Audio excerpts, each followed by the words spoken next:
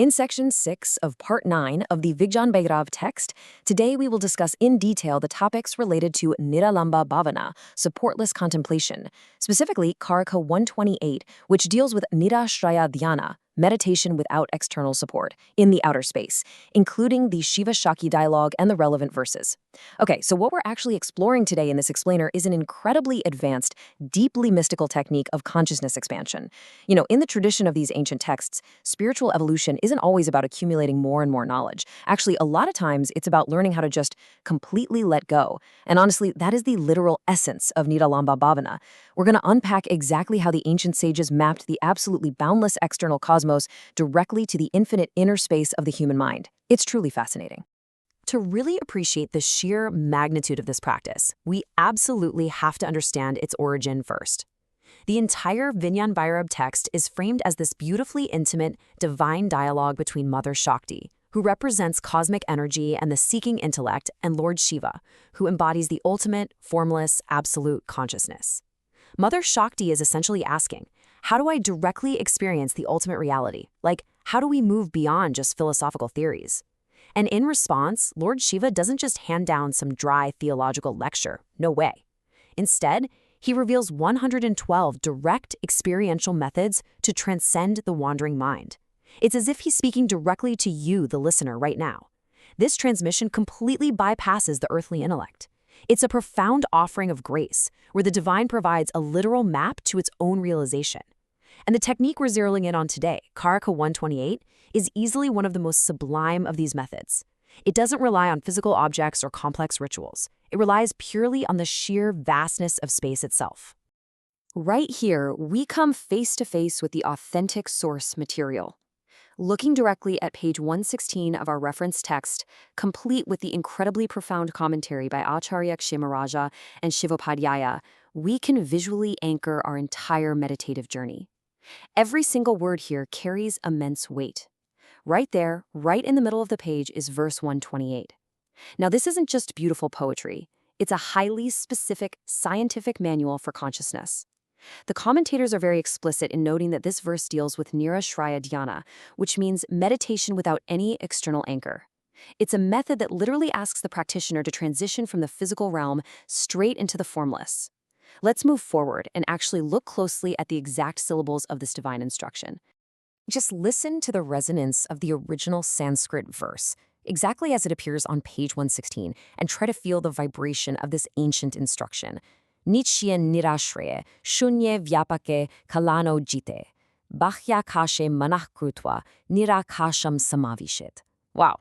Just listening to the cadence of those words creates this incredible sense of expansion, doesn't it? It feels like Lord Shiva is speaking directly to the practitioner here. This verse is basically the master key to unlocking the boundaries of our limited selves.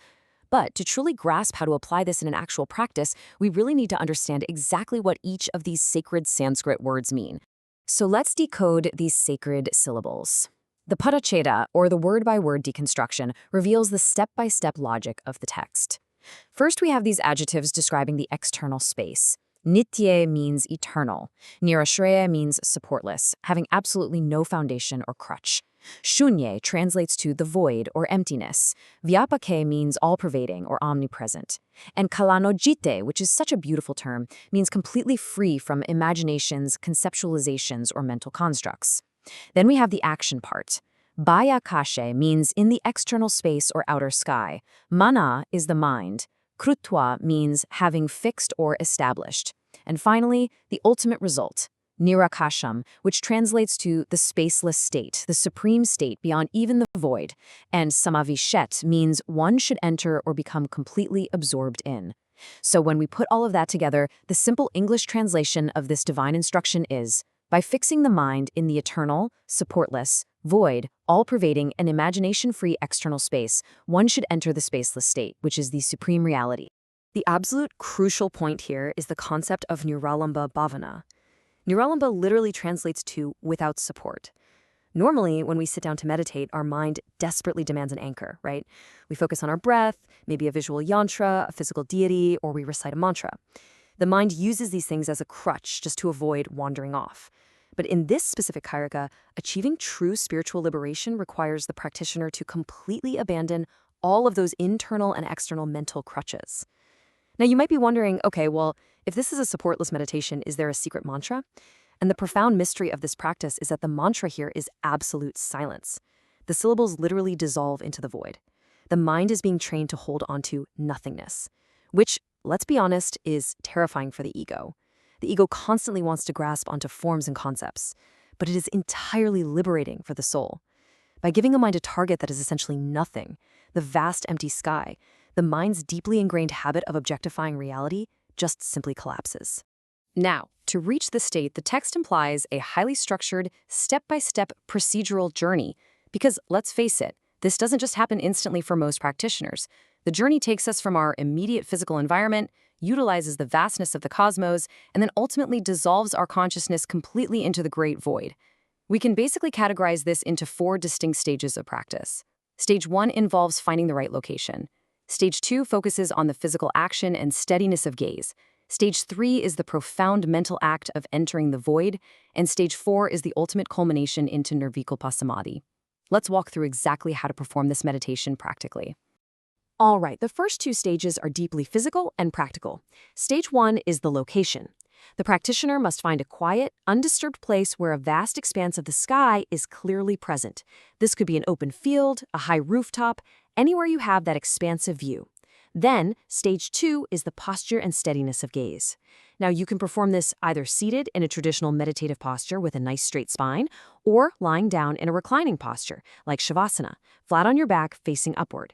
Your breathing during this should be completely natural, unforced, and just very relaxed. Then, with your eyes gently closed, you fix your inner conscious gaze entirely upon the vast, empty external sky. You are not picturing objects. You aren't picturing clouds.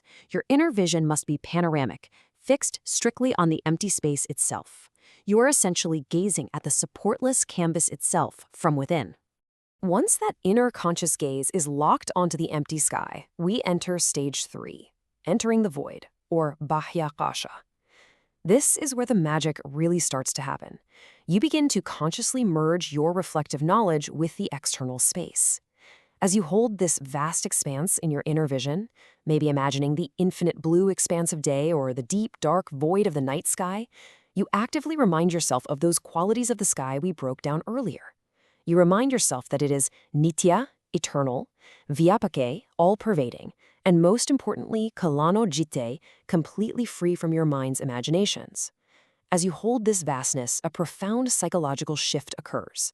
You know how the mind usually takes the shape of whatever it focuses on? Well, here, it begins to take on the properties of the boundless sky. Because the sky has no boundaries, no shape, and no form, your mind itself begins to lose its boundaries, its shapes, and its forms. The thought waves simply run out of things to bounce off of, and they just begin to stretch out into absolute infinity. And this brilliantly illustrates the critical transition detailed in the commentary over on page 116. There is a massive, massive distinction between the physical sky, which is known as Akash, and the ultimate spaceless state, known as Nirakash. The physical sky, the Baya Akasha, is really just the tool. It's the launching pad. You fix your mind in the external void only to trigger a much deeper internal realization. The commentary explains that by resting in the void of the sky, consciousness eventually slips beyond the physical dimension entirely. The practitioner transitions from the external sky into what is called the Ashunya Dham. Ashunya actually means non-void. It implies that this ultimate state isn't just some empty, dead, blank nothingness. No, it is a space absolutely overflowing with pure, radiant, divine consciousness. You are literally using the emptiness of the physical sky to discover the infinite fullness of your true nature. Which brings us right to stage 4, nirvikalpa samadhi, or thought-free absorption. When the mind successfully makes that leap from the physical sky to the nirakash, that spaceless state, all mental fluctuations just completely dissolve. Vikalpa means thoughts, doubts, or conceptual imaginations. So nirvikalpa means a state entirely free of them. Holding this supportless state inevitably starves the ego. The ego survives on constant mental chatter, right? It needs object-oriented awareness to live. But when you forcefully anchor the mind in the supportless void, the ego has literally nothing to grasp onto. As a result, it quiets down. And what rises up in its place is pure, unanchored consciousness. In this incredible state, the meditator, the act of meditation, and the object of meditation, the void itself, all collapse into one singular, indivisible reality. The significance of Karka 1280 spans so many multiple dimensions of Vedic and Tantric thought. Philosophically speaking, in the Kashmir Shaivism tradition, the ultimate reality is absolute consciousness, completely free from all limitations. Shedding all those conceptual imaginations, the kalpanas, leads directly to the realization of this Shiva consciousness. From a Tantric perspective, this entire practice is about unifying the microcosm with the macrocosm. By merging the individual mind with the vastness of the external cosmos, the practitioner realizes that the exact same energy pulsing within them is the energy sustaining the universe. And furthermore, there's a really subtle Vedic astronomical mapping at play here too. Think about it. When a practitioner directs their inner vision into the night sky, looking way past the nakshatras, the constellations and planetary bodies, and focuses strictly on the dark void holding them, they are perfectly aligning their inner consciousness with the primordial dark matter, the womb of creation, the infinite canvas upon which the cosmos is painted. To conclude our exploration of this specific karika, let's take a moment to reflect on the ultimate goal here. The culmination of this supportless journey is radical, profound transformation. We spend our entire lives clinging to supports, don't we? Our identities, our jobs, our beliefs, heck, even our spiritual rituals. Karika 128 challenges us to let go of absolutely everything. It promises that if we are brave enough to cast our mind into the eternal, supportless void, we aren't going to fall into nothingness. Instead, we will be caught by the profound grace of our own divine nature.